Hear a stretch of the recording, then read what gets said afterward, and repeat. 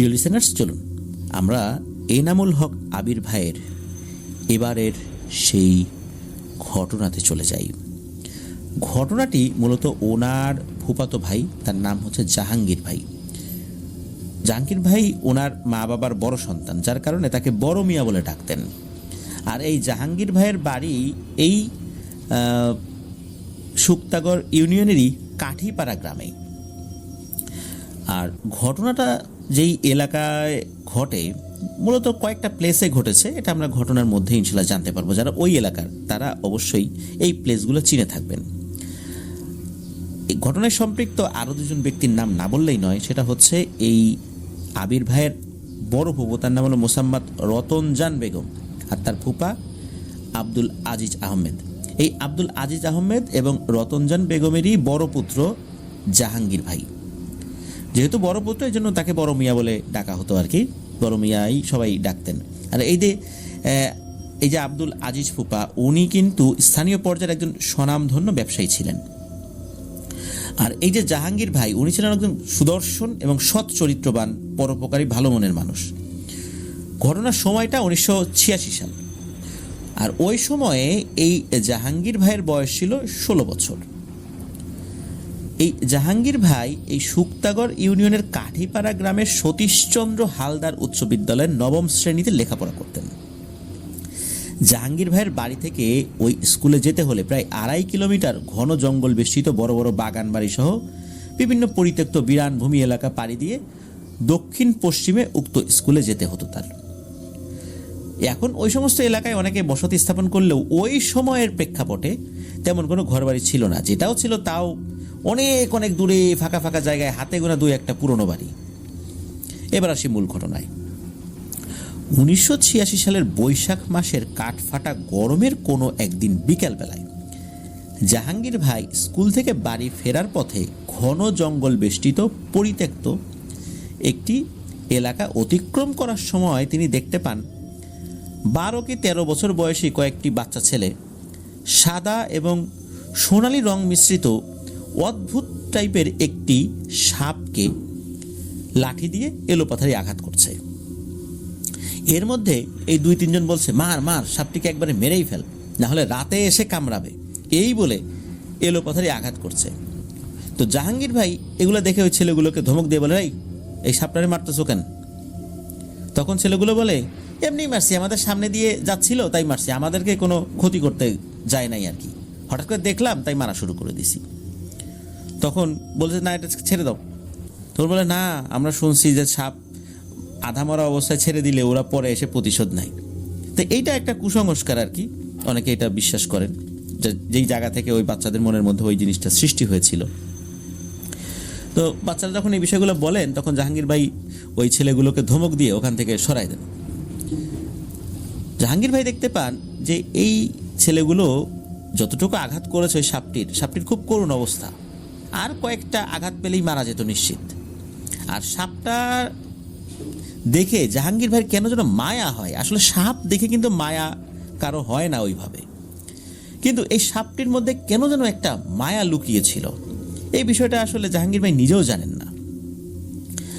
আর ওই সাপটির যেই কালার বা রং, এটিও খুবই অদ্ভুত রকমের ছিল, সাদা, আবার এটার উপর সোনালি রঙও ছিল।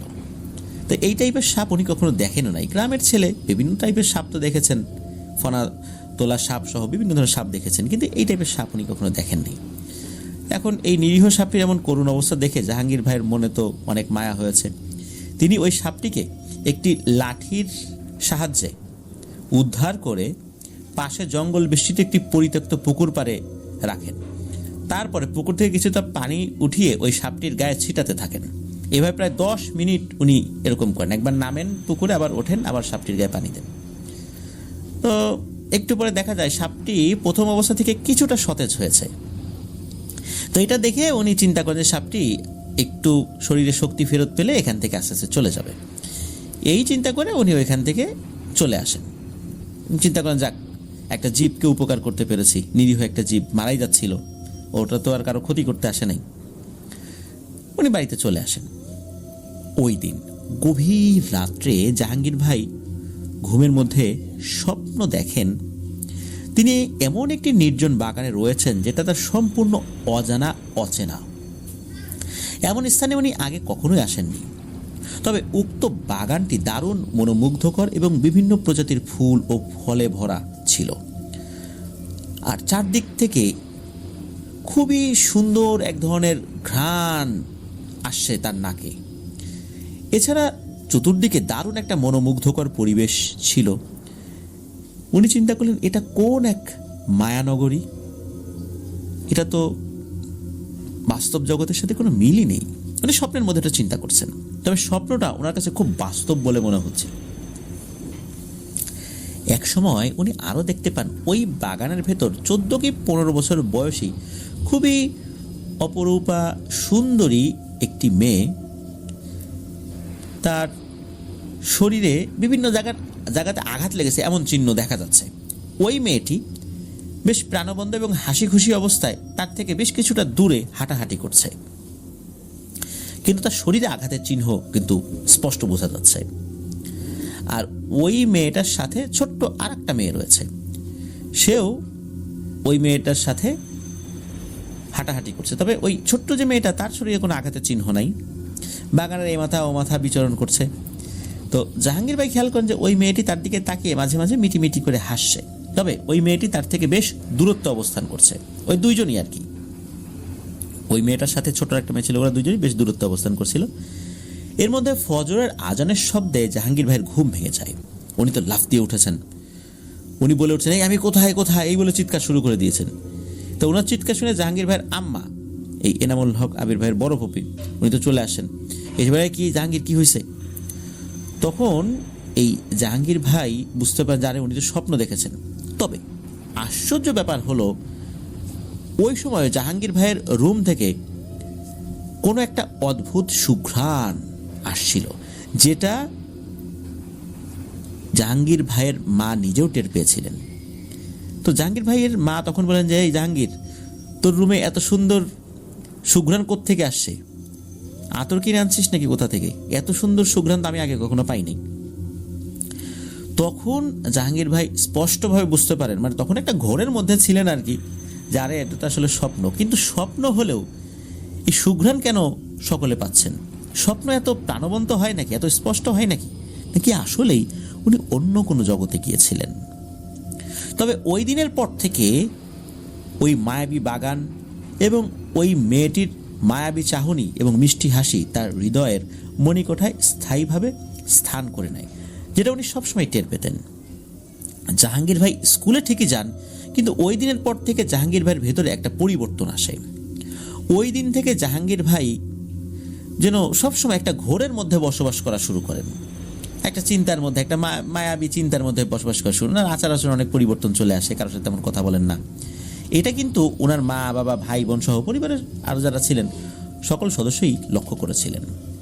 তবে প্রথমে বিষয়টিকে তেমন একটা পাত্তা না দিলেও জাহাঙ্গীর ভাইয়ের চলাফেরা আগের মতো নেই, সেটা তো সকলে বুঝতে পেরেছেন।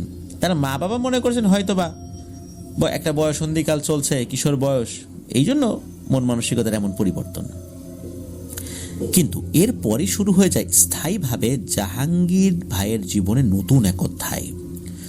যখনই তিনি একা থাকতেন তখনই তিনি তার সামনে সেই মেয়েটিকে দেখতে পেতেন, তবে কোনো কথা হতো না। তিনি ওই সময়ে একটি অন্যরকম একটা ঘোরের মধ্যে চলে যেতেন।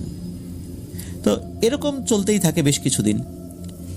এর বেশ কিছুদিন পর হঠাৎ কোনো এক রাত্রে তিনি স্বপ্নে দেখেন ওই মেয়েটি আজ আগের থেকেও বেশি প্রাণবন্ত এবং খুব হাসি খুশি। তবে মেয়েটি আজ আর দূর থেকে নয়, সরাসরি তার সামনে এসে হাজির হয়ে জাহাঙ্গীর ভাইকে সুন্দর করে একটা সালাম দেয় এবং বলে, আপনি কেমন আছেন? এ সময় জাহাঙ্গীর ভাই সালামের উত্তর দিয়ে বলেন, আমি ভালো আছি, তবে তুমি কে?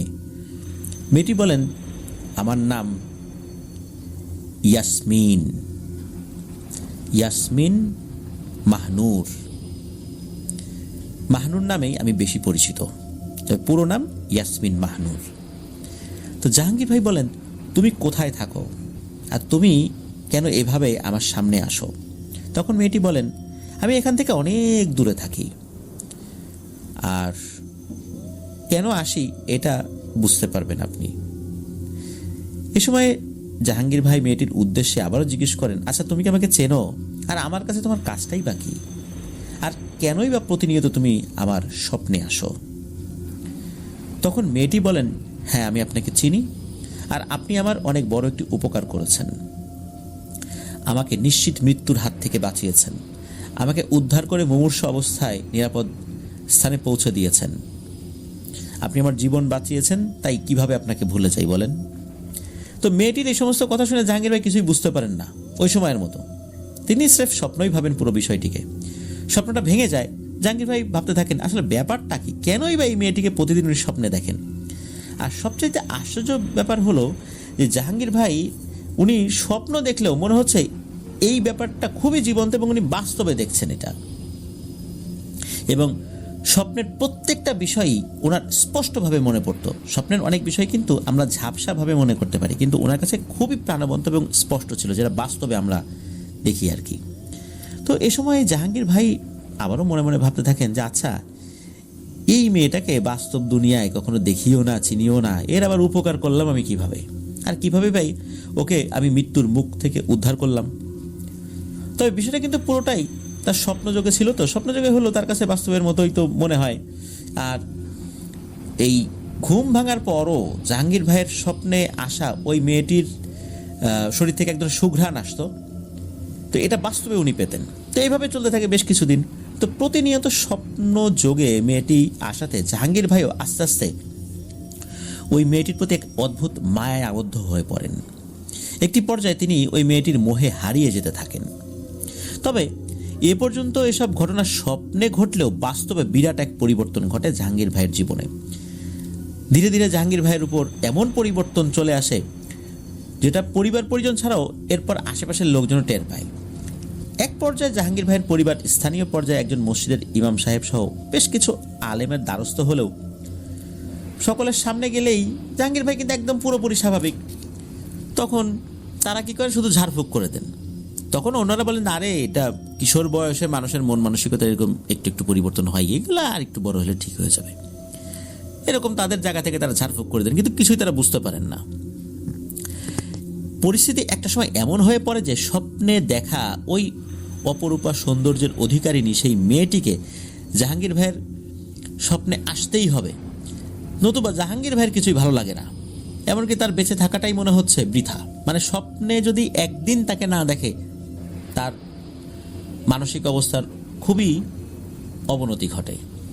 তো এরকম চলতে থাকে আরও বেশ কিছুদিন। হঠাৎ করেই জাহাঙ্গীর ভাই একাকী নিজ কক্ষ বন্ধ করে বসবাস করা শুরু করেন। মানে উনি তার রুম থেকে বের হয় না, শুধু ঠিক সময়ে নামাজ পড়া এবং খাওয়া দাওয়া করেন।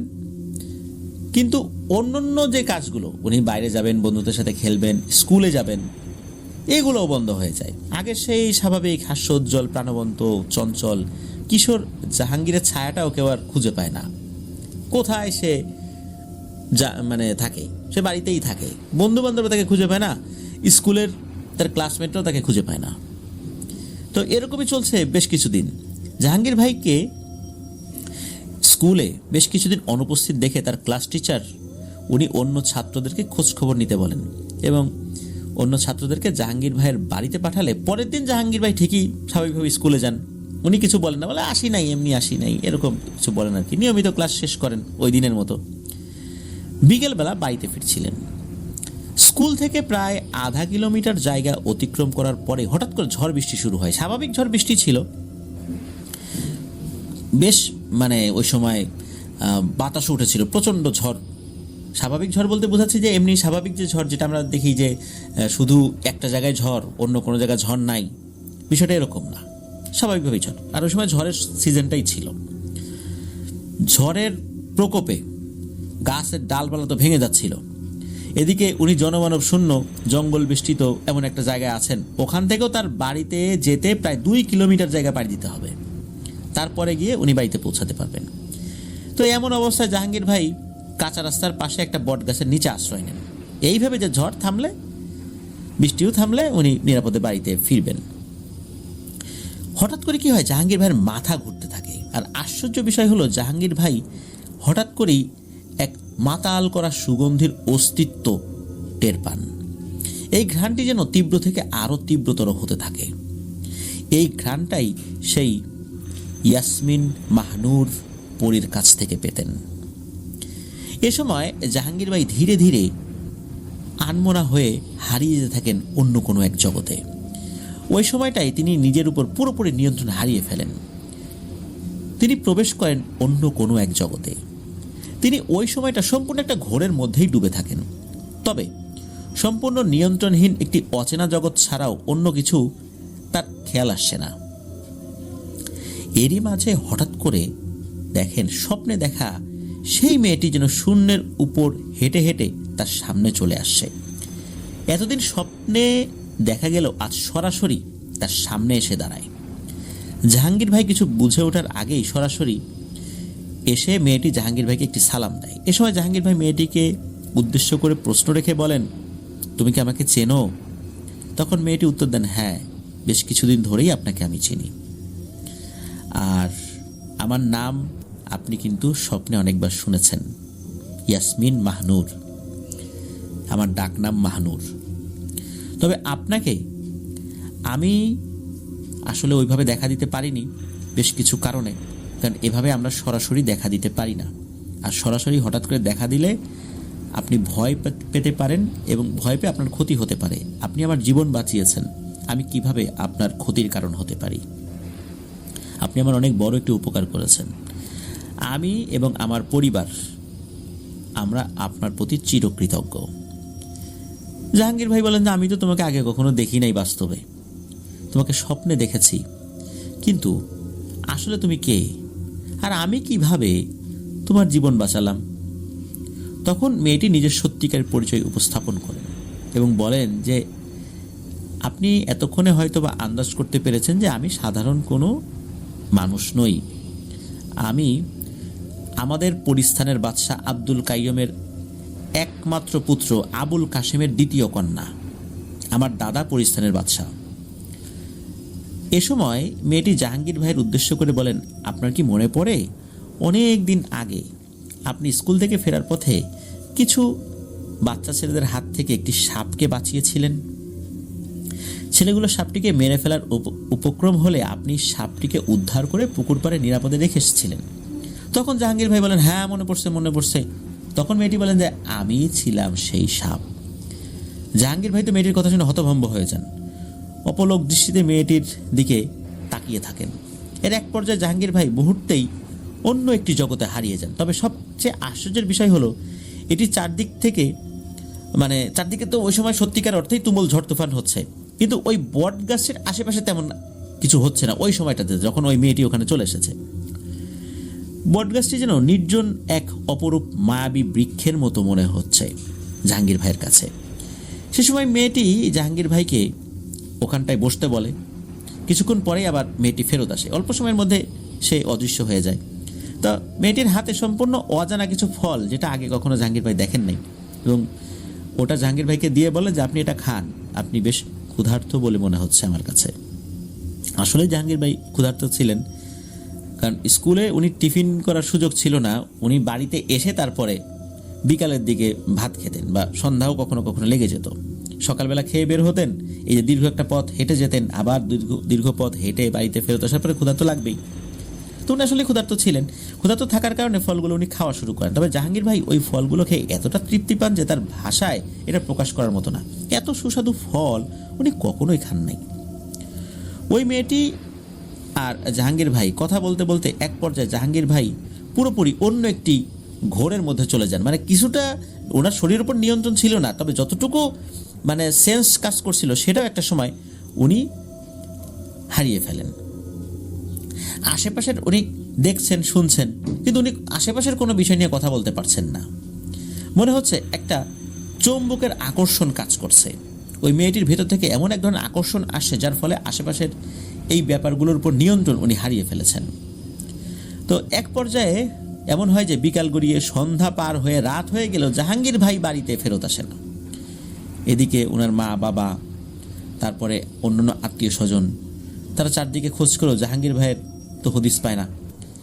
তখন তারা তিনটি দলে বিভক্ত হয়ে ভিন্ন ভিন্ন দিকে খুঁজতে থাকেন। এক পর্যায়ে একটি গ্রুপ ওই স্কুলের দিকে যেতে থাকেন, মানে ওনার যে স্কুলটা, ওই স্কুলের পশ্চিম পাশে জাহাঙ্গীর ভাইয়ের একজন হিন্দু শিক্ষকের বাড়ি ছিল। তো তখন অনেকে মনে করেছিলেন যে ঝড় বৃষ্টি হওয়ার কারণে হয়তো ওই শিক্ষকের বাড়িতে জাহাঙ্গীর ভাই আসেন, এইভাবে তারা ওই সময় ওই স্কুলের দিকে যেতে থাকেন। তো স্কুলের দিকে যে মানে চিন্তা করছে স্কুলে আগে আসে কিনা সেটা দেখে তারপর টিচারের বাসায় যাব।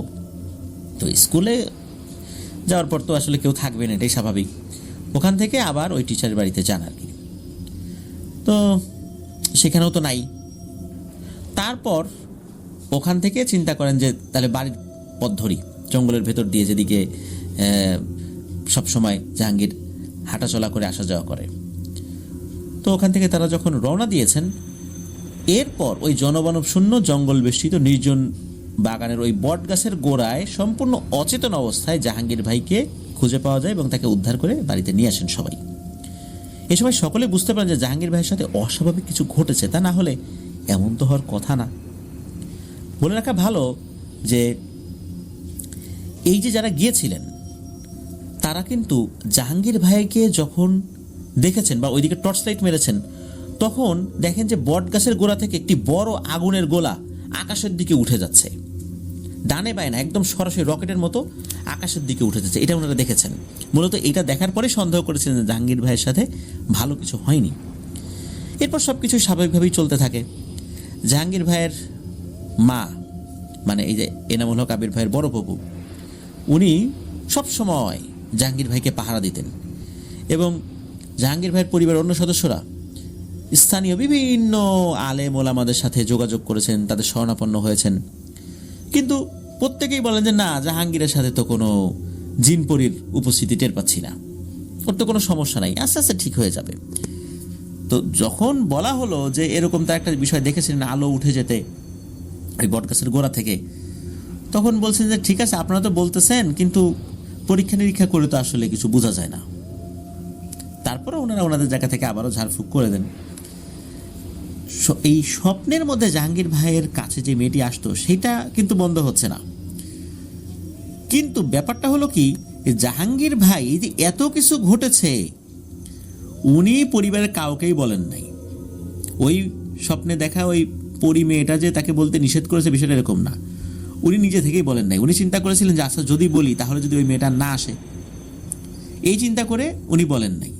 মানে একদম খুব স্বাভাবিকভাবেই উনি এড়িয়ে গেছেন। আর ওই সাপের বিষয়টাও উনি আসলে বলার মতো মনে করেন নাই শুরুর দিকে, এই জন্য আর বলেন নাই। তো এরকমই চলতে থাকে আরও বেশ কিছুদিন। একটা পর্যায়ে এই জাহাঙ্গীর ভাই এবং মাহনুর পরীর সাথে খুব ভালো একটা সম্পর্ক সৃষ্টি হয়। যখন জাহাঙ্গীর ভাই দেখতেন যে পরিবারের সবাই ঘুমিয়ে পড়েছে, আর তখনই উনি আরও বেশ কিছু সময় জেগে থাকার চেষ্টা করতেন যাতে উনিও ঘুমিয়ে না পড়েন। আর তখনই একটা অদ্ভুত সুঘ্রাণ ওনার নাকে আসতো, আর ওই সুঘ্রাণটা নাকে আসলে উনি বুঝতে পারেন যে ওনার বাড়ির দক্ষিণ পশ্চিম পাশে একটি পুকুর রয়েছে, ওই পুকুর পাড়ে কেউ একজন এসেছে।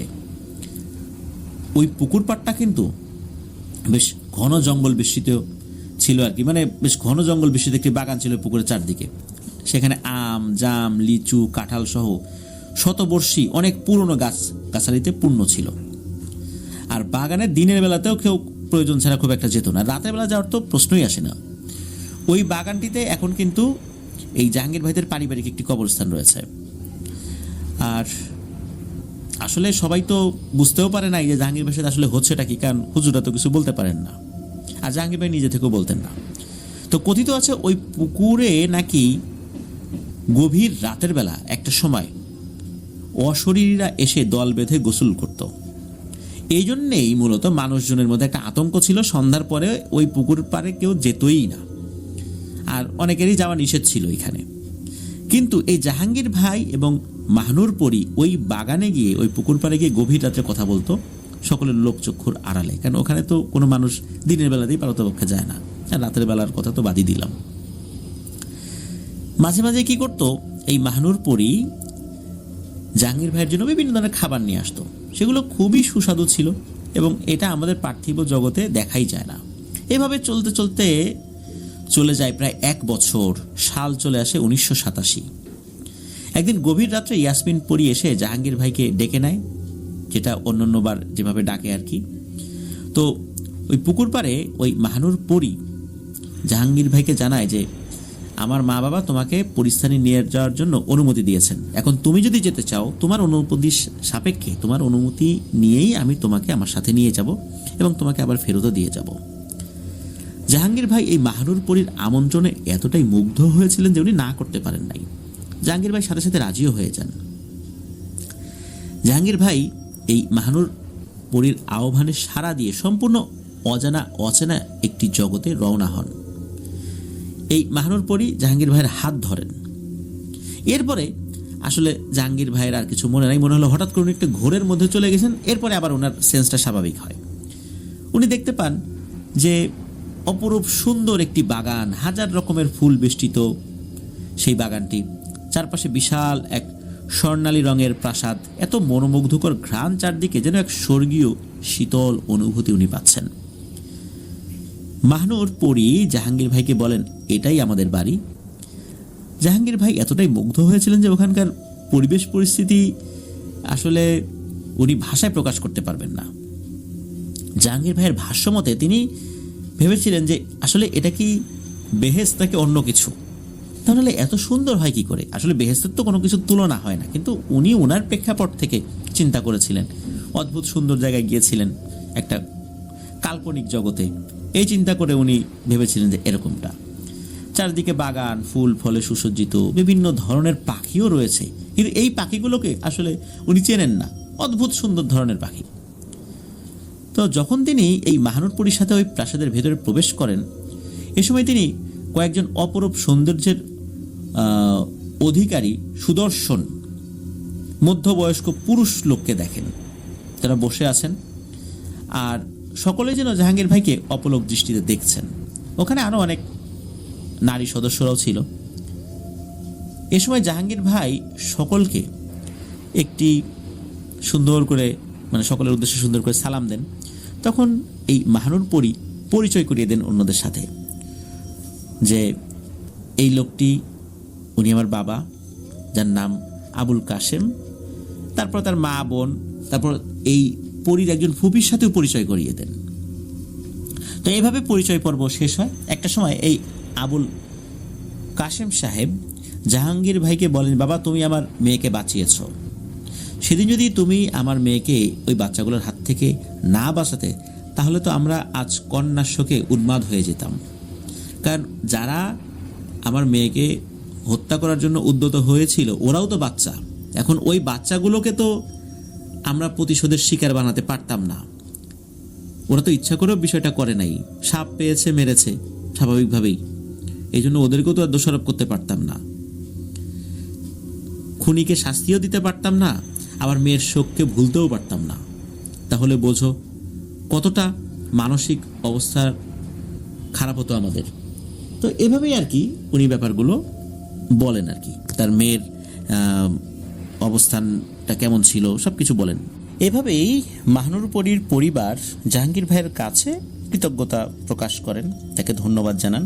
এরপরও তাকে বিভিন্ন ধরনের খাবার পরিবেশন করা হয়, কিন্তু জাহাঙ্গীর ভাই ভয় পাচ্ছিলেন যে আচ্ছা এখানে যে খাবার খাবো, চিরদিনের জন্য এখানে আটকে যাব না তো, আমাকে কি ফেরত দিয়ে আসবে আমার বাড়িতে? এরকম যখন চিন্তা করছিলেন তখন কিন্তু এই মাহনুর পরীর বাবা আবুল কাশেম উনি কিন্তু বিষয়টা বুঝতে পেরেছিলেন যে আসলে উনি ভয় পাচ্ছেন।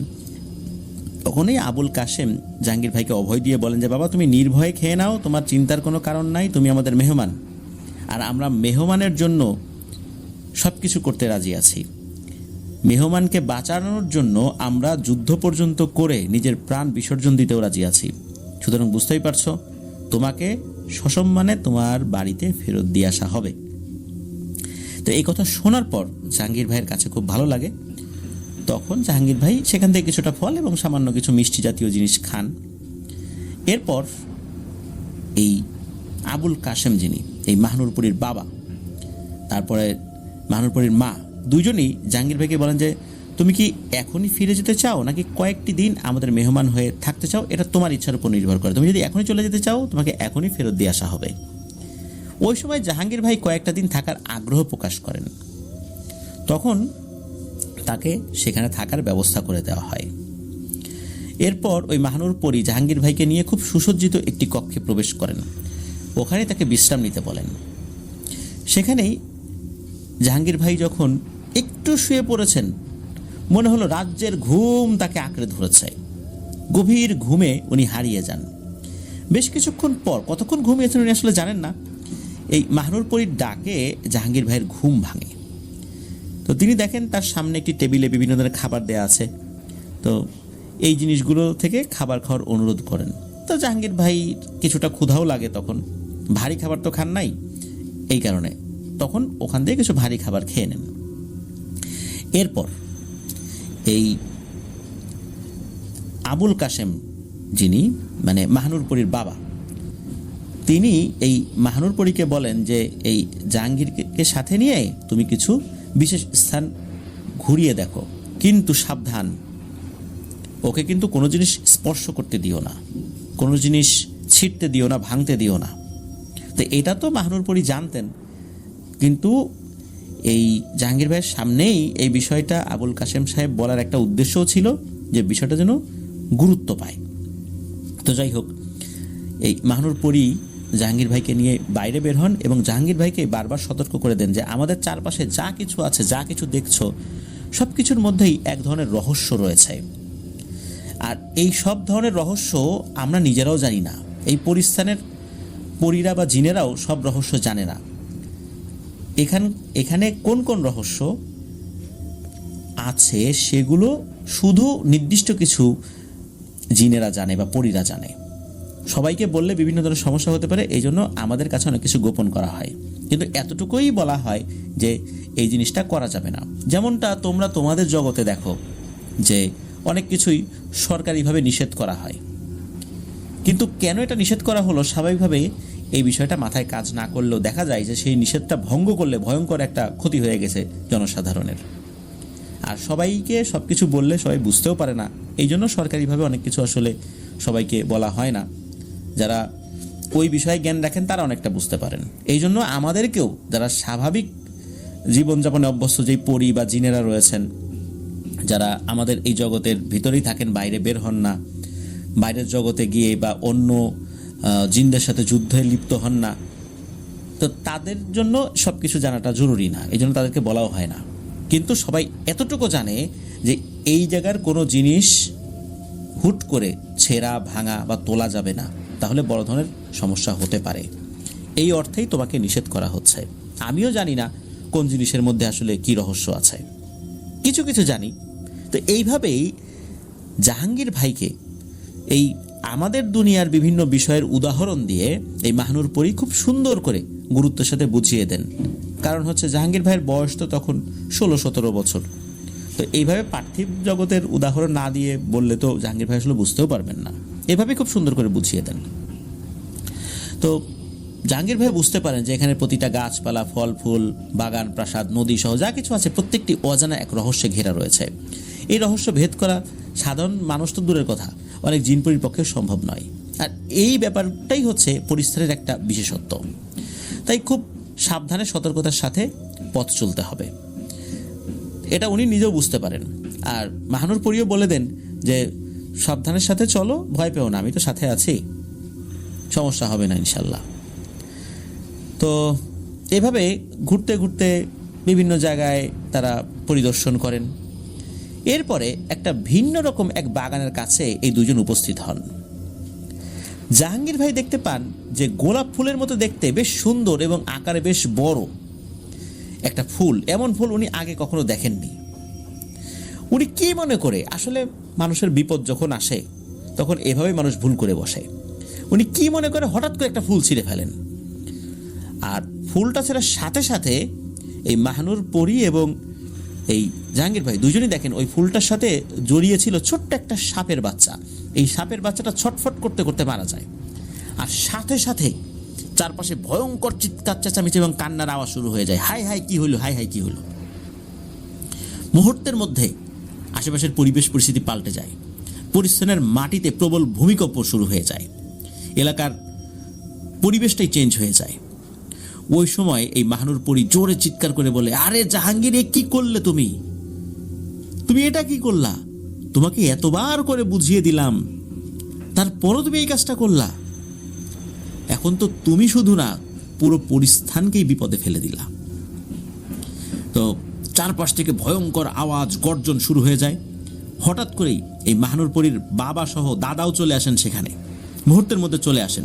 খুব ভয়ঙ্কর রাগান্বিতভাবে ওখানে এসে তারা উপস্থিত হন এবং তাদের চেহারাটা এমন ছিল, মানে এতটা ক্ষোভ ছিল যে মনে হচ্ছে এক্ষুনি জাহাঙ্গীর ভাইকে টেনে ছিঁড়ে টুকরো টুকরো করে ফেলবেন। ওই সময় এই মাহানুরের বাবা আবুল কাশেম খুব রাগান্বিতভাবে মাহানুরকে আদেশ করেন, এই মুহূর্তে জাহাঙ্গীরকে বাড়িতে পাঠিয়ে দাও, ও আমাদের মেহমান, ওকে আসলে আমরা কিছু করতে পারবো না, ওকে সসম্মানে বাড়িতে পৌঁছে দাও। আর যে সমস্যাটা সৃষ্টি হয়েছে জানি না এই সমস্যাটার সমাধান কিভাবে হবে, দ্রুত ওকে বাড়িতে পৌঁছে দাও। শুধু এতটুকু জাহাঙ্গীর ভাইয়ের মনে আছে। এরপরে উনি ভয়ে জ্ঞান হারিয়ে ফেলেছিলেন। এক পর্যায়ে জাহাঙ্গীর ভাইয়ের জ্ঞান ফিরলে উনি নিজেকে আবিষ্কার করেন তার বাড়ির পাশে ওই পুকুর পাড়ে, জঙ্গলের ভেতরে। তখনও গভীর রাত, কিন্তু রাত কয়টা বাজে উনি আসলে বুঝতে পারেন নাই। এক সময় এসে উনি ওইখান থেকে উঠে এসে দরজায় কড়া নাড়তে থাকেন, ডাকাডাকি করতে থাকেন। তো শব্দ পেয়ে বাড়ির সকলে তো জেগে উঠেছেন, আর জাহাঙ্গীর ভাইকে দেখে পরিবারের সকলেই আনন্দে কান্নায় ভেঙে পড়েছেন। জাহাঙ্গীর ভাই তো চিন্তা করেছেন যে উনি তো অল্প ঘন্টা খানেকের জন্য হয়তো বা গিয়েছেন, কিন্তু এর মধ্যে বেশ কিছুদিন কিন্তু পার হয়ে গেছে। এটা কিন্তু জাহাঙ্গীর ভাই বুঝতেই পারেন নাই। মানে পরিস্থানের সময়ের সাথে বা জিনদের জগতের সময়ের সাথে আমাদের জগতের সময়ের কোনো মিল নাই।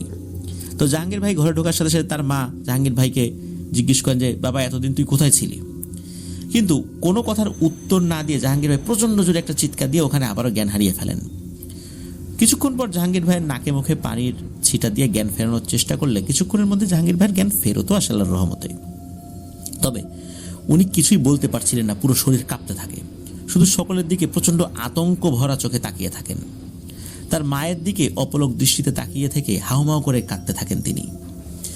একসময় তিনি বেশ আতঙ্কিত চোখে চারদিকে তাকায় এবং শুধু জোরে জোরে চিৎকার করে কান্না করতে থাকেন। তার কাছে মনে হচ্ছিল এখনো উনি একটা অন্য জগতে আছেন, কেউ ওনাকে মেরে ফেলবে। বাড়ির সকলে কিন্তু বিষয়টা বুঝতে পারেন যে খুব ভয়ঙ্কর একটা অস্বাভাবিক কিছু তার সাথে ঘটেছে, কারণ বেশ কয়েকদিন সে নাই বাড়িতে, তাকে খোঁজা হয়েছে সব জায়গায়। হঠাৎ করে রাতের বেলা কোত্থেকে আসলো, আর তার চেহারা সুরত এবং তার আচরণে এই ধরনের অস্বাভাবিকতা বলে দিচ্ছে যে সে খুব একটা ভয়ঙ্কর জায়গায় ছিল বা ভয়ঙ্কর কিছু একটা দেখে এসেছে। তো এক পর্যায়ে বাড়ির পাশের মসজিদের ইমাম সাহেবকে ডেকে আনে। তো তিনি এসে কোরআনের কিছু আয়াত পাঠ করে জাহাঙ্গীর ভাইকে ঝাড়ফুঁক করলেন, উনি একটু স্বাভাবিক হয়েছেন। এরপর জাহাঙ্গীর ভাই ঘুমিয়ে গেছেন।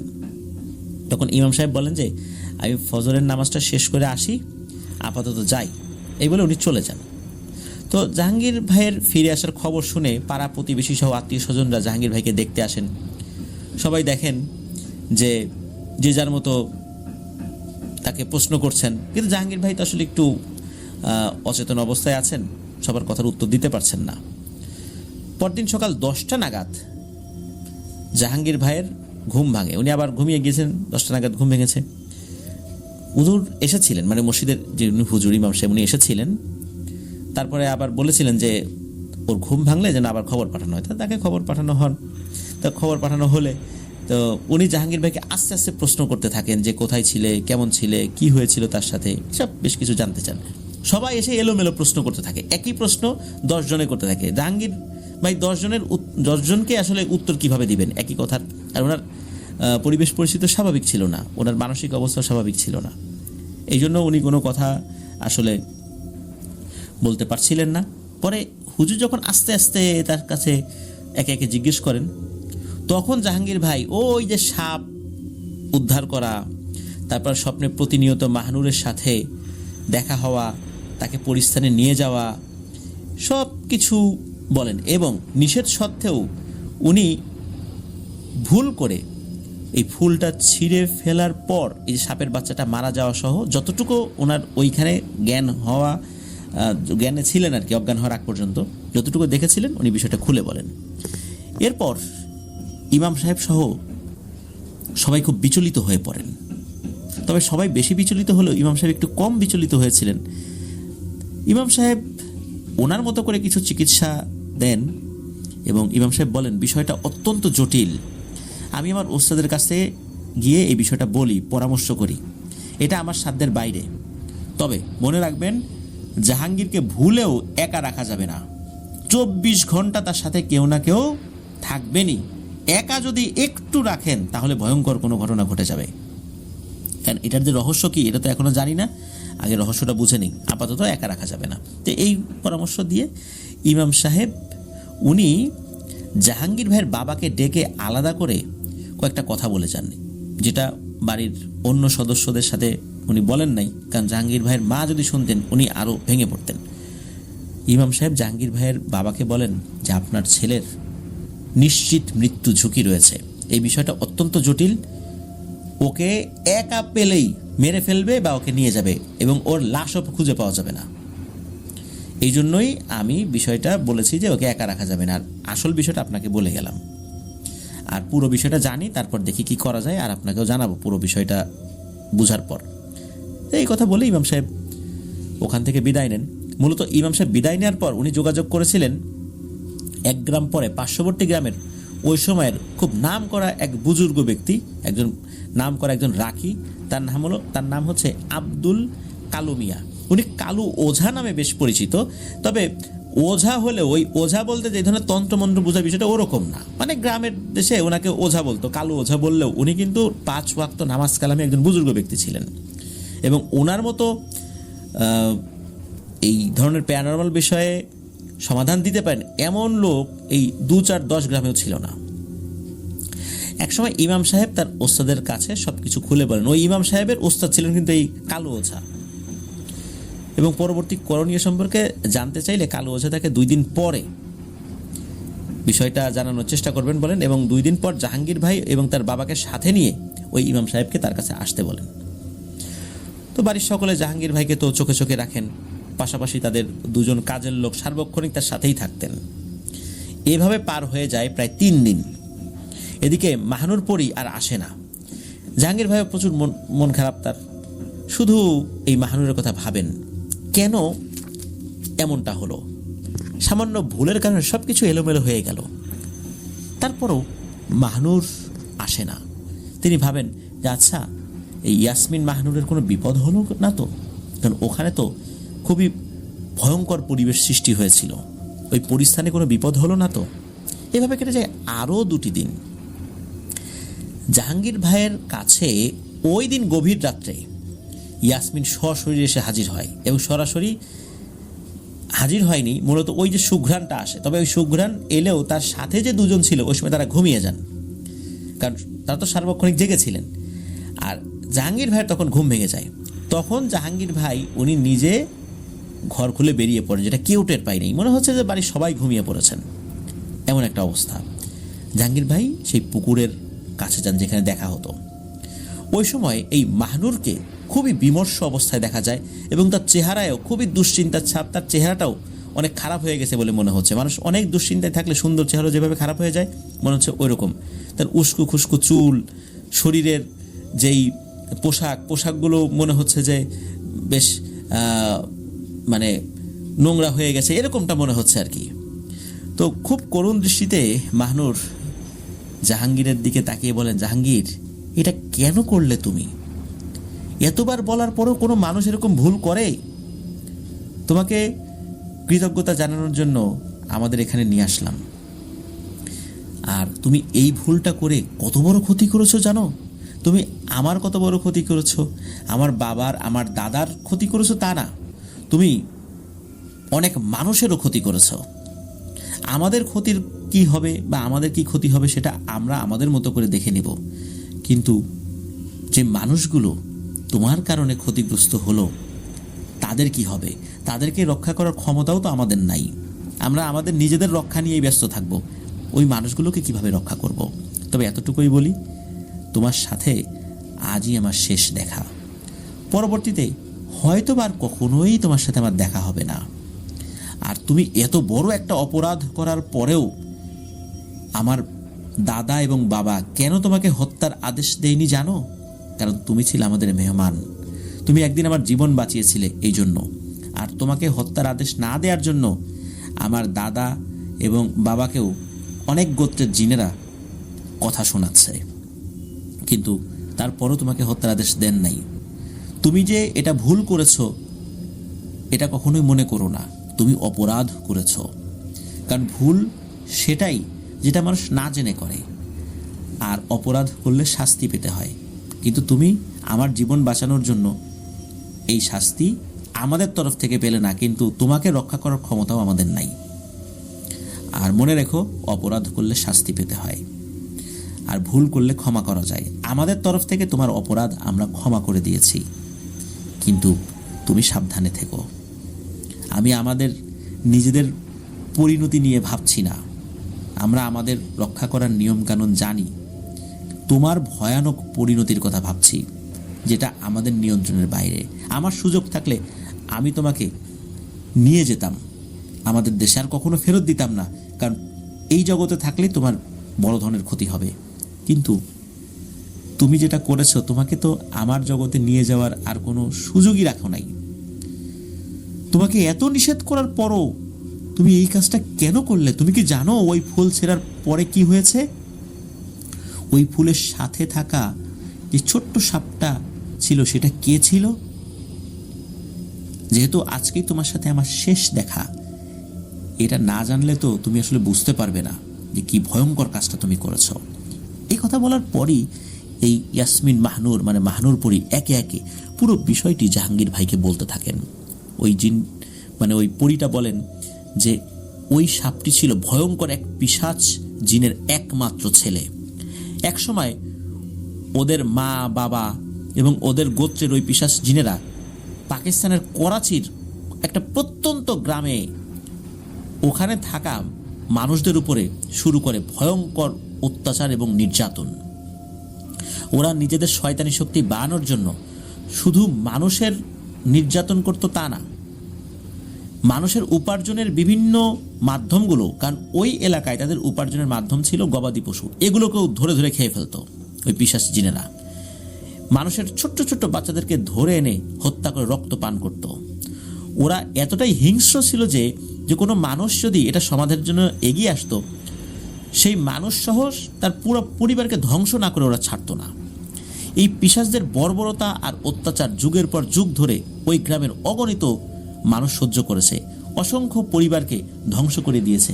কি মুসলিম, কি হিন্দু, কি বৌদ্ধ, কি খ্রিস্টান, ওদের কাছে কোনো ধর্মের বাজ বিচার নাই, মানুষ পেলেই হয়েছে। এভাবেও যখন চালিয়ে যাচ্ছিল, কখনো যে ওরা থামবে না, ওদের থামার কোনো ইচ্ছাই ছিল না, অত্যাচার যেন বাড়ছিল। একসময় পিশাচদের অত্যাচারে গ্রামের মানুষ জীবন বাঁচাতে অনেক দূরে দূরে গিয়ে বসতি স্থাপন শুরু করলেও শেষ রক্ষা হয়নি তাদের। কখনোই এই পিশাচদের অত্যাচার, জুলুম, উপদ্রব থেমে থাকেনি। যুগ যুগ ধরে গ্রামবাসী অনেক আলেম ওলামাদের কাছে সমস্যা সমাধানের জন্য গিয়েছেন। যদি কোনো আলেম গ্রামবাসীর সমস্যার সমাধানের জন্য এগিয়ে এসেছেন, তাদের মধ্যে অনেকেরই হয়তো নিজের জীবন বিসর্জন দিতে হয়েছে, অন্যথায় নিজ পরিবারের নরক যন্ত্রণা দেখতে হয়েছে, কিন্তু সমস্যা সমাধানে কেউ সফল হতে পারেনি। এভাবেই কেটে যায় কয়েকটি যুগ। যুগ যুগ ধরে চলমান এই সমস্যার সমাধান না হলেও গ্রামবাসীও চুপ করে বসে থাকেনি। গ্রামবাসীও মনে মনে পণ করেছিলেন, মৃত্যু যখন হবেই, তবে এই সমস্যার সমাধানে তো একটা বিহিত হওয়া দরকার। মরলেও ওদেরকে শায়েস্তা করেই আমরা মরব। আমাদের তরফ থেকে যতটুকু চেষ্টা চালানো যায় আমরা চালিয়েই যাব। এক পর্যায়ে গ্রামবাসী খোঁজ পায় ওই গ্রাম থেকে অনেক দূরে একজন ব্যক্তি আছেন, অনেক দূরে একটি গ্রাম। সেই গ্রামে একজন বুজুর্গ ব্যক্তি রয়েছেন, উনি একজন মাদ্রাসার শিক্ষক। ওনার নাম হচ্ছে মাওলানা শামসুদ্দিন। অনেক বড় মাপের একজন বুজুর্গ কামেল আলেম ছিলেন উনি ওনার মাদ্রাসা থেকে প্রয়োজন ছাড়া খুব একটা বের হতেন না। হাঁটাহাঁটির দরকার হলে মাদ্রাসার এরিয়ার মধ্যে হাঁটাহাঁটি করতেন, আর খুব প্রয়োজন হলে বের হতেন। উনি মূলত মাদ্রাসায় থেকে মাদ্রাসার ছাত্রদেরকে লেখাপড়া করানো আর ইবাদত বন্দেগীতেই উনি বেশি মশগুল থাকতেন। কখনো কখনো কোথাও গুরুত্বপূর্ণ দাওয়াত আসলে উনি যেতেন, আর অধিকাংশ মানুষ তার সাথে সাক্ষাৎ করার জন্য আসতেন। আবার কেউ চাইলেই সহজে উনি আসলে সাক্ষাৎ করতে চাইতেন না। ওই সমস্ত ব্যক্তিদের উদ্দেশ্য কি সেটা আগে বোঝার চেষ্টা করতেন, খবর নিয়ে তারপরে উনি দেখা করতেন। তো ওই গ্রামের মানুষরা তার সাথে সাক্ষাৎ করেন। মূলত কেউ যদি বিপদে পড়ে তার কাছে আসতেন, তাহলে উনি খুব সহজে সাক্ষাৎ দিতেন। অনেকে আসতো কাউকে ক্ষতি করার জন্য, যে হুজুরের কাছ থেকে কোনো একটা তদবির নিয়ে আসি, এরকম কিছু, এগুলো উনি কখনোই অ্যালাউ করতেন না। তো মাহরুর পরি আরও জানান যে একসময় এই মৌলানা শামসুদ্দিন সাহেব করাচির অনেক বড় একটি মাদ্রাসায় শিক্ষকতা করতেন ওই গ্রামে আসার আগে। তার ছাত্রদের মাঝে মানুষের পাশাপাশি অনেক জিন ছাত্রও ছিলেন। তবে অন্য সব ছাত্রদের মধ্যে আমার বাবা আবুল কাশেমও ছিল তার অন্যতম প্রিয় একজন ছাত্র। উনি জানতেন যে সে জিন। বলে রাখা ভালো, মৌলানা শামসুদ্দিন সাহেবের সাথে পরিচয় ঘটে এক বুজুর্গ আলেমের। বেশ কিছুদিন তাদের মধ্যে খুব ভালো একটা বন্ধুত্বপূর্ণ সম্পর্ক গড়ে ওঠে। এক পর্যায়ে তিনি জানতে পারেন ওই বুজুর্গ ব্যক্তির নাম হলো আব্দুল কাইয়ুম, যিনি পরিস্থানের বাদশা। মানুষরূপে তার সাথে পরিচয় হয়েছিল। তো একটা পর্যায়ে শামসুদ্দিন সাহেব জানেন যে আমার দাদা এই আব্দুল কাইয়ুম, যিনি পরিস্থানের বাদশা, আর তার একমাত্র পুত্র আবুল কাশেম, যিনি আমার বাবা। এই আবুল কাশেমকে হুজুরের মাদ্রাসায় ভর্তি করানোর জন্য তিনি হুজুরকে আসলে পর্যবেক্ষণ করতে এসেছিলেন, মানুষ বেশে তার সাথে বন্ধুত্ব করেছেন। তো এরই মাঝে তিনি হুজুরের মহত্ব এবং বুজুর্গিতে মুগ্ধ হয়ে হুজুরের কাছে সবকিছু খুলে বলেন এবং নিজ পুত্রকে তার শিষ্য বানানোর জন্য অনুরোধ করেন। তো উক্ত গ্রামের কিছু মুরব্বী গোছের লোক যখন শামসুদ্দিন হুজুরের খোঁজ পেয়ে সকলে একত্র হয়ে শামসুদ্দিন হুজুরের দরবারের উদ্দেশ্যে রওনা হয়ে যায় এবং এক পর্যায়ে শামসুদ্দিন হুজুরের সাথে দেখা করে যুগ যুগ ধরে তাদের সাথে ঘটে যাওয়া পুরো বিষয়টা শুরু থেকে শেষ পর্যন্ত খুলে বলেন তাকে। তো একসময় তারা হুজুরের কাছে যে কোনো কিছুর বিনিময়ে এই অত্যাচারে একটা বিহিত চান। এ সময় হুজুর তাদেরকে মেহমানদারি করিয়ে কয়েকটা দিন সময় চেয়ে গ্রামবাসীকে সেখানে থাকার ব্যবস্থা করে দেন। তো প্রায় এক সপ্তাহ পর তাদের মধ্যে কয়েকজনকে আরও বেশ কিছুদিন পরে দেখা করতে বলেন এবং অন্যদেরকে বিদায় দিয়ে দেন। ঠিক ওই দিন রাত্রে এই শামসুদ্দিন হুজুর তার অনুগত দুজন জিনকে ডেকে পাঠান এবং তাদেরকে পুরো ঘটনা সম্পর্কে খোঁজ খবর নিয়ে আসতে বলেন। এ সময় ওই দুইজন জিন হুজুরের নির্দেশ মতো ঘটনা বিষয়ে তথ্য সংগ্রহ করতে গেলে ওই পিশাচদের এলাকায় প্রবেশ করা মাত্র পিশাচদের একটি পাহারাদার দল তথ্য সংগ্রহকারী জিন অর্থাৎ মুখবির জিনদের উপরে আকস্মিকভাবে ভয়ঙ্কর আক্রমণ করে বসে। পিশাচদের ভয়ঙ্কর হামলায় তথ্য সংগ্রহে যাওয়া জিনের মধ্যে ঘটনাস্থলে একজন নিহত হন আর অন্যজন গুরুতর আহত অবস্থায় হুজুরের কাছে ফেরত আসতে সক্ষম হন। এ সময় আহত অবস্থায় ফিরে আসা উক্ত জিন যতটুকু তথ্য জানতে পেরেছেন ততটুকু সহ পিশাচদের হামলায় তার সহযোগী বন্ধু জিনের নিহত হওয়ার ঘটনা খুলে বলেন শামসুদ্দিন হুজুরকে। এ সময় হুজুর ওই জিনের মুখে পুরো ঘটনা শুনে খুব রাগান্বিত হয়ে যান। এই কারণে রাগান্বিত হয়ে যান যে ওদের এত সাহস, এইভাবে মানুষের উপর নির্যাতন করছে, আর এই তথ্য সংগ্রহ করতে যাওয়া তারই অনুগত দুজন জিনকে এইভাবে হামলা করেছে, একজনকে শহীদ করেছে। এতে উনি এতটাই রাগান্বিত হয়েছিলেন যে উনি আল্লাহর কাছে দোয়া করেছিলেন যে আল্লাহ, এই সমস্যার সমাধান না করা পর্যন্ত তুমি আমাকে দুনিয়া থেকে নিও না। সাধারণত উনি এই ধরনের দোয়া করেন না, কিন্তু উনি আল্লাহর কাছে দোয়া করেছিলেন যে এই সমস্যার সমাধানটা করায় তুমি আমাকে দুনিয়া থেকে নিও, মানে এইভাবে আল্লাহর কাছে উনি দোয়া করেছিলেন। তো যাই হোক, এক পর্যায়ে শামসুদ্দিন হুজুর আমার বাবা আবুল কাশেমকে ডেকে পাঠান এবং পুরো ঘটনা সম্পর্কে আমার বাবাকে অবগত করেন তিনি। আর সাহায্যের জন্য আমার দাদা হুজুর আব্দুল কাইয়ুম সাহেবকে একটি চিঠি লিখে আমার বাবার হাতে দিয়ে আমার দাদা হুজুরকে সালাম পাঠান এবং চিঠিটি পড়ে তার সিদ্ধান্তের অপেক্ষায় তিনি থাকবেন বলেও জানান। তখন আমার বাবা আবুল কাশেম আমার দাদা হুজুর আব্দুল কাইয়ুম সাহেবকে সালাম প্রদান করে পুরো বিষয়টি অবগত করেন এবং শামসুদ্দিন হুজুরের চিঠিটি তার হাতে দিয়ে এক এক করে শামসুদ্দিন হুজুরের শুরু থেকে সব ঘটনা আমার দাদা হুজুর আব্দুল কাইয়ুম সাহেবের কাছে বর্ণনা করেন এবং আমার দাদার সিদ্ধান্তের অপেক্ষায় তিনি আছেন বলেও জানিয়েছেন। আমার দাদা হুজুর আব্দুল কাইয়ুম আমার বাবার মুখে সব ঘটনা শুনে এবং হুজুর চিঠি পেয়ে আমার বাবাকে বলেন যে তুমি যাও, একটু বিশ্রাম নাও, তোমাকে ডেকে নেব আমি। আমার দাদা হুজুর আব্দুল কাইয়ুম গভীর চিন্তায় পড়ে যান। এক পর্যায়ে আমার দাদা হুজুর আমার বাবা সহ বিভিন্ন গোত্র প্রধান জিনদেরকে ডেকে পাঠান এবং একটি সভার আয়োজন করেন তিনি। এক পর্যায়ে তার বন্ধু বিশিষ্ট আলেম শামসুদ্দিন হুজুরের গ্রামের মানুষকে বাঁচাতে সহযোগিতা সহ তথ্য সংগ্রহ করতে যাওয়া দুজন জিনের উপর আক্রমণ এবং একজন জিনকে শহীদ করার পুরো বিষয়টি উক্ত সভায় সকলকে জানান। এ সময় পুরো বিষয়টি শুনে সকল গোত্রের উপস্থিত জিন সর্দাররা একটি সিদ্ধান্ত নেয় যে যে যেহেতু ওই জিনেরা নিরীহ গ্রামবাসীর উপর যুগ যুগ ধরে আক্রমণ করে তাদেরকে হত্যা করছে, সুতরাং এই অত্যাচারী পিশাচদের যথাযথ শাস্তি দেওয়ার কোনো বিকল্প নাই। এটা তাদের উপর করা ফরজ হয়ে গেছে। এখন যেহেতু তাদের কাছে মজলুমরা আকুতি জানিয়েছেন, এখন তাদের পেছনে ফেরত আসার কোনো সুযোগ নেই, সামনেই যেতে হবে। প্রয়োজনে ওই পিশাচদের মোকাবেলায় যুদ্ধ করতে কেউ পিছপা হবে না, শুধু আমার দাদা হুজুর আব্দুল কাইয়ুমের নির্দেশের অপেক্ষায় তারা আছেন, এমনটি তারা সিদ্ধান্ত জানান। এবং এই অত্যাচারী জিনদের বিরুদ্ধে সকলেই সহযোগিতা করার ঘোষণা দিয়ে বলেন যে আমরা শহীদ হওয়ার জন্য প্রস্তুত আছি। আর এই বিষয়ে এই যুদ্ধের সেনাপতি নির্বাচিত করেন আমার দাদা হুজুরকে। আর এই বিষয়ের সিদ্ধান্তটাও শামসুদ্দিন হুজুরকে জানাতে বলে দেন। এক পর্যায়ে পরিস্থানে জিনদের এই মতবিনিময় সভায় এবং সিদ্ধান্ত সভায় যে সিদ্ধান্তটা গৃহীত হলো, এই বিষয়টা আমার বাবা তার ওস্তাদ শামসুদ্দিন হুজুরের কাছে পৌঁছে দেওয়া হয়। আমার বাবার মুখে শামসুদ্দিন হুজুর সকল ঘটনা শুনে খুব খুশি হন এবং আল্লাহর দরবারে শুকরিয়া আদায় করেন এবং আমার বাবাকে ওই সময়ের মতো বিদায় জানান।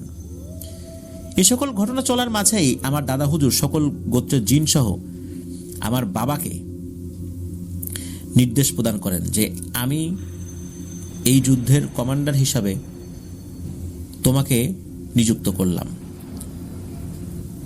তুমি যে কোনো পরিস্থিতিতে প্রয়োজনে নিজের জীবন দিয়ে দিবা, কিন্তু ফেরত আসবা না। তোমাদের সকলকে যদি চতুর্দিক থেকে ঘিরেও ফেলা হয়, তোমরা আল্লাহর নাম নিয়ে যুদ্ধ চালিয়ে যাবা, কিন্তু পিছু হটবা না, এটাই নির্দেশনা।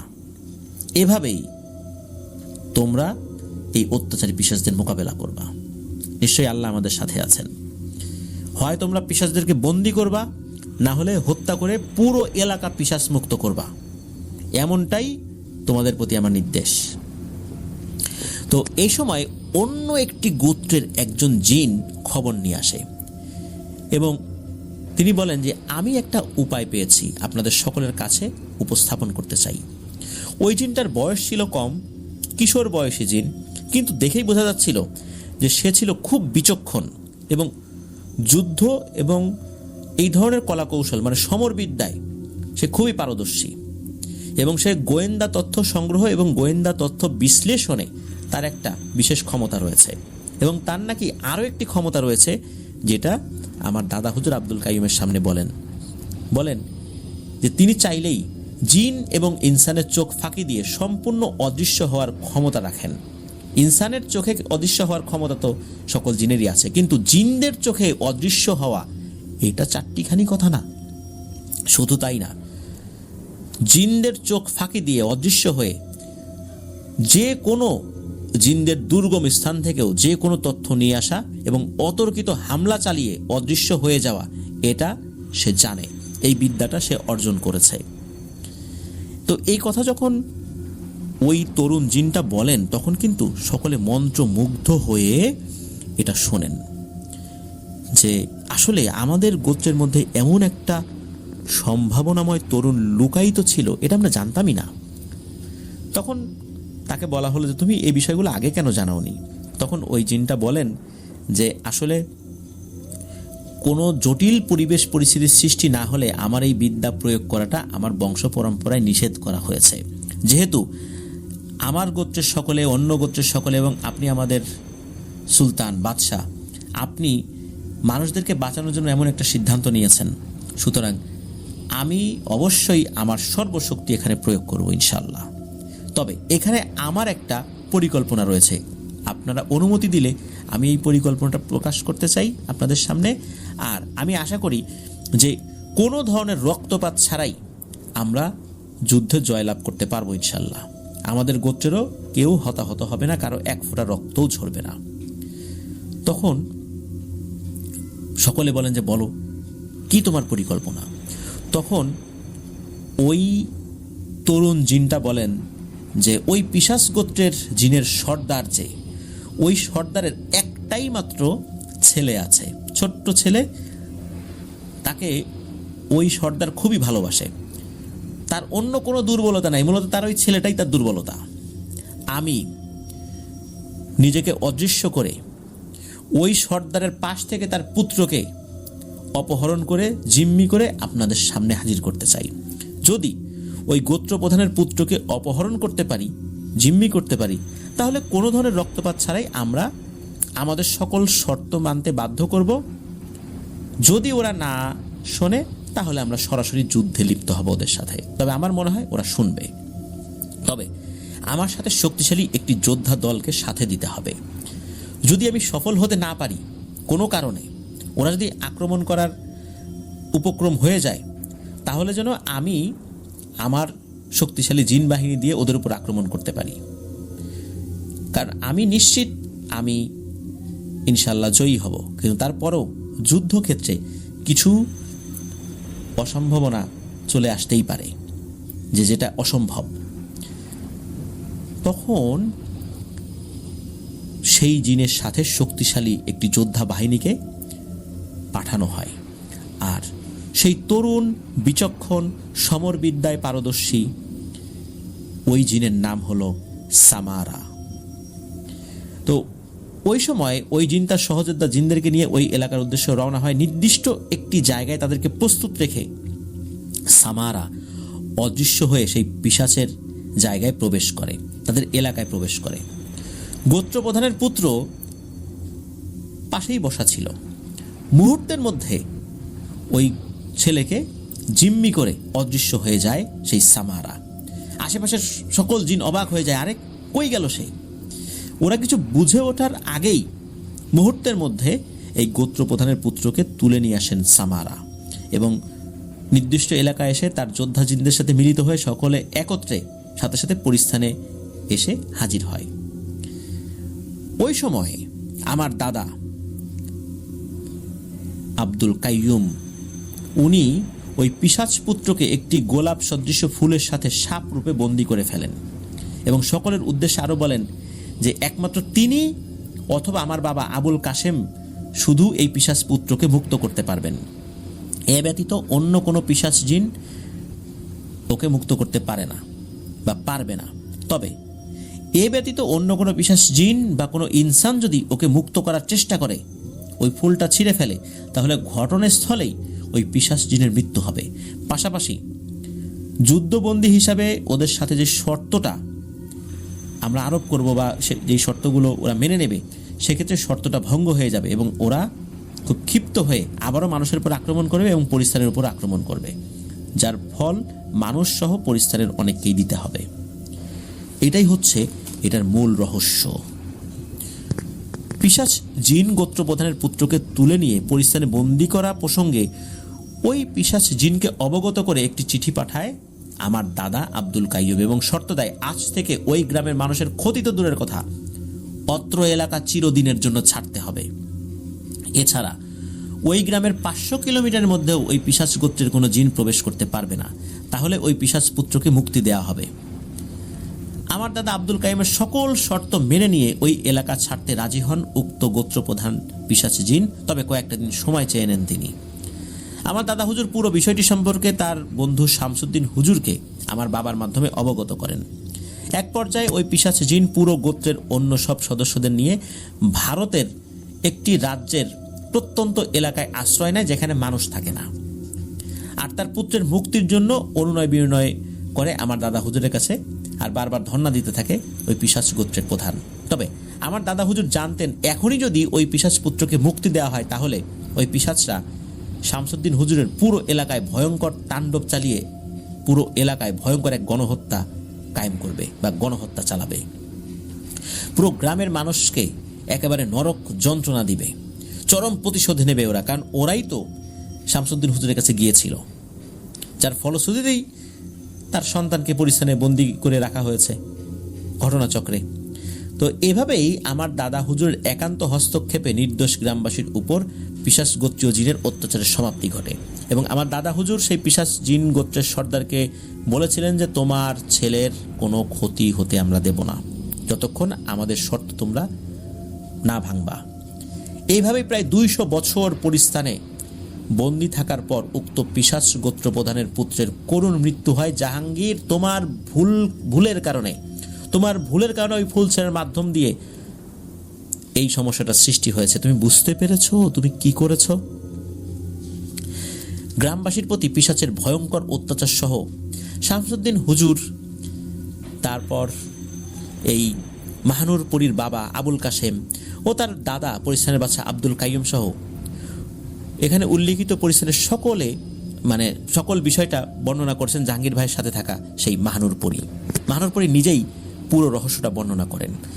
মাহানুর পরীর মুখে এমন কথা শুনে জাহাঙ্গীর ভাই খুবই ভয় পান এবং কি হতে পারে এইভাবে এটা ভেবে প্রচণ্ড আতঙ্কিত হয়ে পড়েন, ভয়ে কান্নাকাটি করতে থাকেন। এর পরক্ষণেই মাহানুর জাহাঙ্গীর ভাইয়ের কাছ থেকে চিরবিদায় নিয়ে চলে যায়। পরের দিন জাহাঙ্গীর ভাই উক্ত ঘটনা তার মা বাবাকে জানালে তারাও বেশ চিন্তিত হয়ে পড়েন, বেশ আতঙ্কগ্রস্ত হয়ে পড়েন পুরো পরিবার। ওই দিনই জাহাঙ্গীর ভাইকে নিয়ে যাওয়া হয় পার্শ্ববর্তী গ্রাম বারবাকপুর গ্রামের বিখ্যাত কালু ওঝার কাছে। এই কালু ওঝার কথা কিন্তু আমরা ৬২ নম্বর এপিসোডে আমরা বলেছিলাম। প্রিয় লিসেনার্স, আপনার ৬২ নম্বর এপিসোড শুনে আসতে পারেন। তো যাই হোক, এ সময় কালু ওঝা জাহাঙ্গীর ভাইয়ের মুখে পুরো ঘটনা শুনে একেবারে স্তব্ধ হয়ে যান। উনিও চিন্তিত হয়ে পড়েন। ওনার মতো একজন বিচক্ষণ লোক, উনিও চিন্তিত হয়ে পড়েছেন। উনি এই কয়েকদিনে ঘটনা আসলে ওইভাবে সংগ্রহ করতে পারেন নাই, আসলে রহস্যটা সংগ্রহ করতে পারেন না। এই জন্যই উনি 2 দিন পরে ডাকলেও আসলে তেমন কোনো সমাধান দিতে পারেন নাই। তবে যেহেতু এই বিষয়টা উনি শুনলেন, শোনার পরে তাৎক্ষণিক যৎসামান্য চিকিৎসা দিয়ে জাহাঙ্গীর ভাইকে বাড়ি পাঠিয়ে দিয়ে বলেন যে যেহেতু এরকম একটা ঘটনা ঘটেছে, জাহাঙ্গীরকে কোনোভাবেই একা রাখা যাবে না। তোমাদের ইমাম যেই পরামর্শ দিয়েছিল ওটা বহাল থাকবে, আর ওর কিন্তু মৃত্যু ঝুঁকি রয়েছে। আমি 2 দিন পর তোমাদের বাড়িতে আসবো, দেখি কি করা যায়।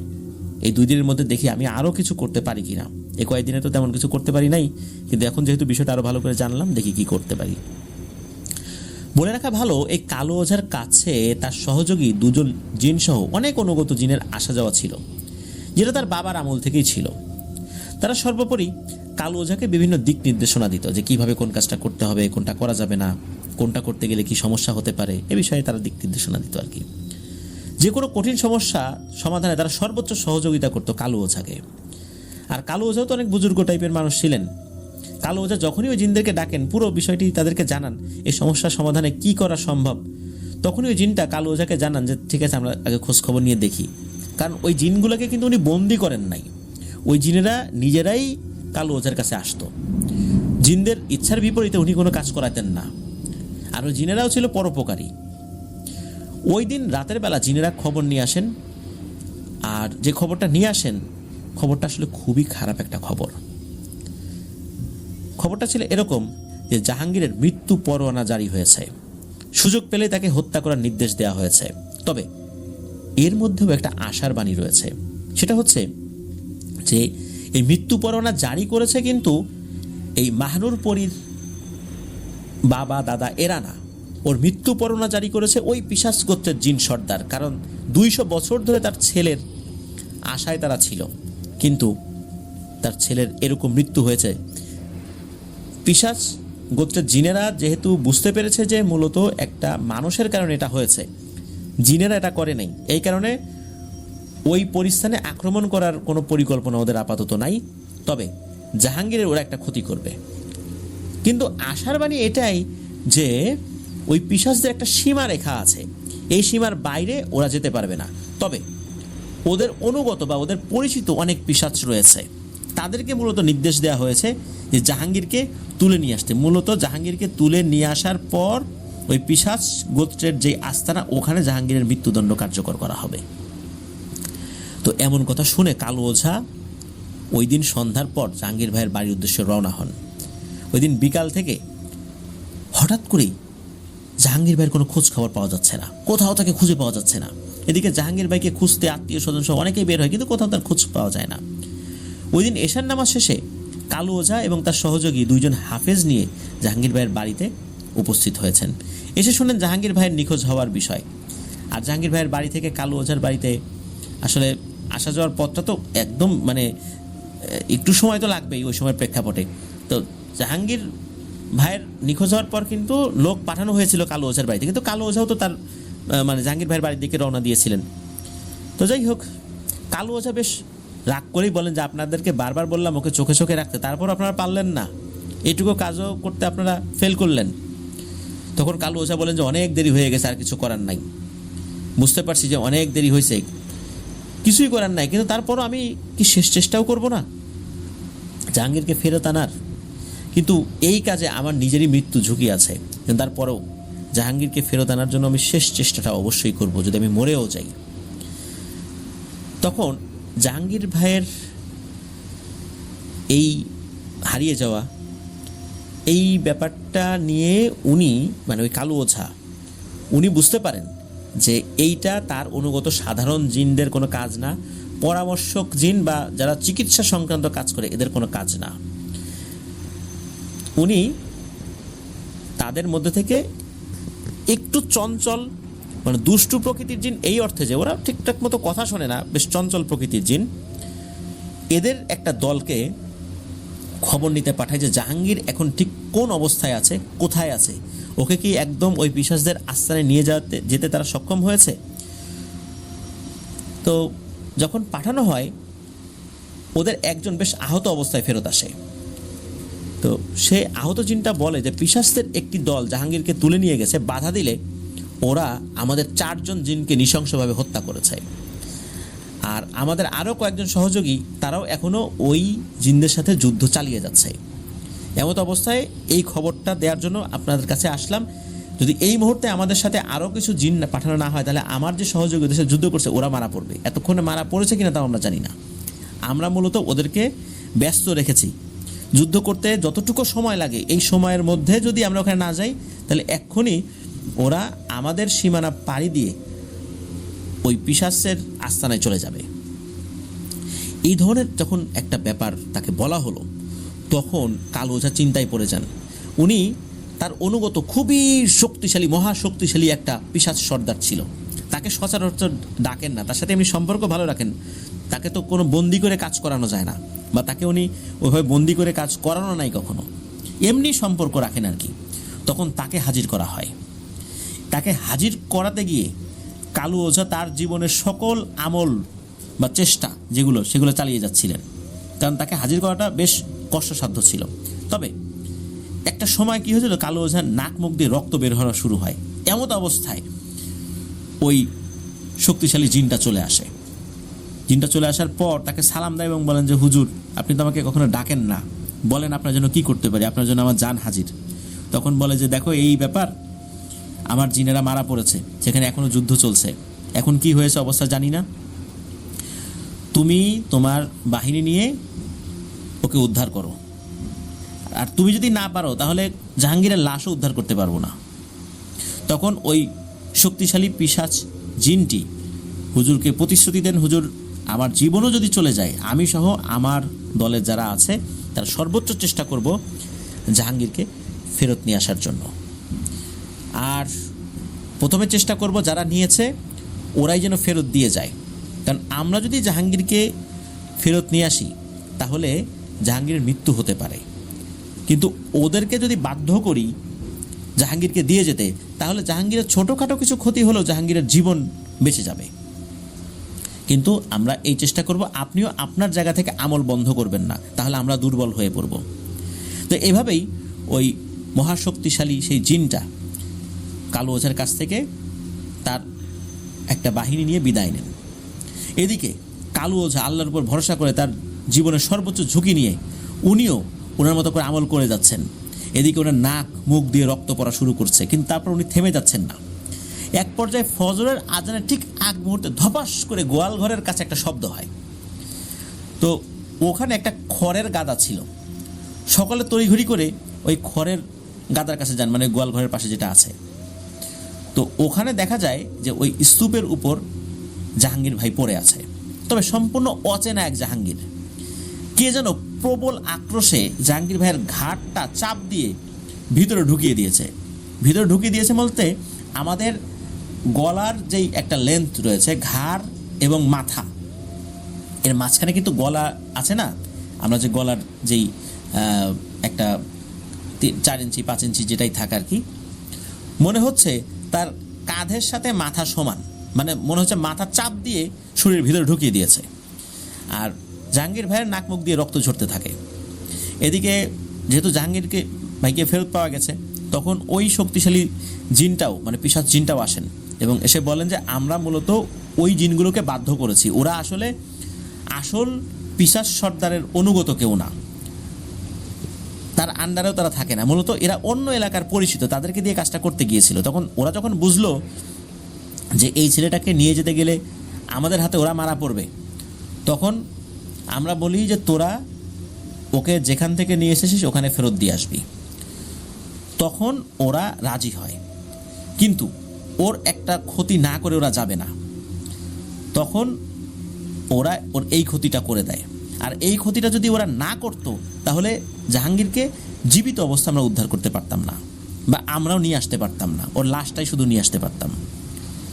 এবং সেই পিশাচ সর্দার জানান যে তার অনুগত 4 জন পিশাচ জিন নিহত হয়েছে এবং আরও অনেকে গুরুতর আহত হয়েছে।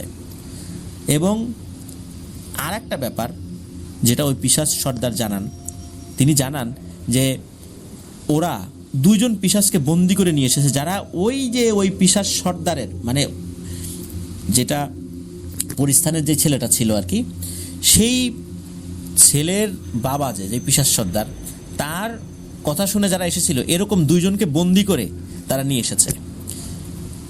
কথিত আছে ওই 2 জন পিশাচকে কালু ওঝা তার বাড়ির সামনে একটা বড় তাল গাছে বন্দি করে রেখেছিল, যেটা অনেকেই শুনেছে যে ওই 2 জন পিশাচ ওই তাল গাছে বন্দি রয়েছে। জীবদ্দশায় জাহাঙ্গীর ভাইয়ের ঘাড় ছিল মাত্র 1 ইঞ্চির মতো, মানে কাঁধের সাথে মেলানোই আমরা বলতে পারি। দীর্ঘ প্রায় 3 বছর চিকিৎসার পর জাহাঙ্গীর ভাই সামান্য সুস্থ হন, তবে চিরদিনের জন্য ওনার স্বাভাবিক শারীরিক সক্ষমতা এবং সৌন্দর্য হারিয়ে প্রতিবন্ধী হয়ে যান। তিনি হাঁটার সময় মনে হতো উনি এখনই পড়ে যাবেন। উনি যে কয়দিন বেঁচে ছিলেন একেবারে প্রতিবন্ধী হয়েই বেঁচেছিলেন। 1999 সালের 12ই নভেম্বর শুক্রবার দুপুর 2টোর দিকে 29 বছর বয়সে নিজ বাড়িতে জাহাঙ্গীর ভাই ইন্তেকাল করেন। ইন্না লিল্লাহি ওয়া ইন্না ইলাইহি রাজিউন। গ্রামবাসীর প্রতি পিশাচের ভয়ঙ্কর অত্যাচার সহ শামসুদ্দিন হুজুর, মাহানুর পরীর বাবা আবুল কাসিম এবং তার দাদা পরিস্থানের বাদশা আব্দুল কাইয়ুম সহ এখানে মানে এই ঘটনায় উল্লেখিত পরিস্থানের সকল যেই ব্যাপারগুলো, এগুলো কিন্তু জাহাঙ্গীর ভাইয়ের কাছে বর্ণনা করেছিলেন এই মাহানুর পরী। আর জাহাঙ্গীর ভাই নিজের মুখেই এই ঘটনা বিভিন্ন সময় বিভিন্ন মানুষকেই বলেছেন। এমনকি এই যে ব্যাপারটা, এই ব্যাপারটা অনেকেই জানেন। তো যাই হোক, আর ঘটনা যখন ঘটে তখন তো এই যে এনামুল হক আবির ভাই, তখন তো উনি অনেক ছোট। পরবর্তীতে এই জাহাঙ্গীর ভাইয়ের আপন ছোট বোন মারুফা আপা নিজ মুখে উক্ত ঘটনা আরও বিস্তারিতভাবে সুন্দর করে এনামুল হক আবির ভাইকে বলেছেন। তো প্রিয় লিসেনার্স, ঘটনাটি আপনাদের কাছে কেমন লাগলো? আর এই ঘটনায় কিন্তু একজন হিরো মানে নায়ক রয়েছে। আপনারা কি সেই নায়ক বা হিরোর নামটা ধরতে পেরেছেন? সে হচ্ছে সামারা, যেই জিনটার দূরদর্শিতায় রক্তপাতবিহীন একটি সন্ধি হয়, যেখানে কোনো ধরনের রক্তপাত ছাড়াই ওই পিশাচ গোত্রের অত্যাচারী জিনের সেই পুত্রকে বন্দি করে নিয়ে আসার কারণে রক্তপাত ছাড়াই মানুষের জীবন বাঁচানো সম্ভব হয়েছিল, জিনদেরও জীবন বাঁচানো সম্ভব হয়েছিল। এই ঘটনার খুব অল্প অংশে ওই জিনটার উপস্থিতি থাকলেও মূলত এই ঘটনার মোড় ঘুরিয়ে দিয়েছিল সেই সামারা নামক খুব বিচক্ষণ, সমরবিদ্যায় পারদর্শী এবং আধ্যাত্মিক ক্ষমতা সম্পন্ন সেই জিন। হয়তোবা তিনি এখনও জীবিত আছেন, আমরা জানি না ইয়াসমিন মাহনুরার কী অবস্থা, তবে জাহাঙ্গীর ভাই আর পৃথিবীতে নেই। প্রিয় লিসেনার্স, শামসুদ্দিন হুজুর উনি যখন এই কাজটি করেছেন তারপর 200 বছর পার হয়ে গেছে। তিনি সহ তার পরিবার সকলেই মারা গিয়েছেন। মূলত একটা নির্দিষ্ট সময় পর্যন্ত ওই পিশাচ জিনের ছেলেকে আটকে রাখারই একটা পরিকল্পনা ছিল, যাতে করে সব কিছু পরিবর্তন হয়ে গেলে ওই পিশাচ জিনগুলো যাতে নতুন করে সেখানে তাণ্ডব চালাতে না পারে।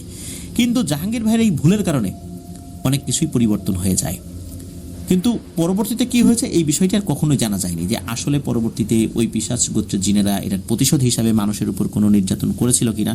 তবে তারা জাহাঙ্গীর ভাইয়ের উপর প্রতিশোধ নেওয়ার জন্য যে কাজগুলো করেছিল সেটাই শুধু আমরা পরবর্তীতে জানতে পেরেছি। এটাই ছিল ঘটনা। ধন্যবাদ জানাচ্ছি আমাদের এনামুল হক আবির ভাইকে এমন একটি ঘটনা লিসেনারদের উদ্দেশ্যে পাঠানোর জন্য। আসলেই ঘটনাটি পরি রিলেটেড হলেও খুবই অন্যরকম একটি ঘটনা ছিল। কতই না রহস্য রয়েছে সেই পরিস্থানে বা জিনদের শহরে, যা আমরা জানি না। কত পিশাচ জিনও মানুষের রক্ষার জন্য মারা যাচ্ছে, এটাও আমরা জানি না। কত ভালো জিন শহীদ হচ্ছে, তাও আমরা জানি না। তাদের মধ্যে প্রতিনিয়ত এরকম চলছেই, যেটা আমাদের অজানা। প্রিয় লিসেনার্স, ঘটনাটি কেমন লাগলো সেটা জানিয়ে আপনাদের মতামতগুলো এই ভিডিওর কমেন্ট সেকশনে জানাতে পারেন।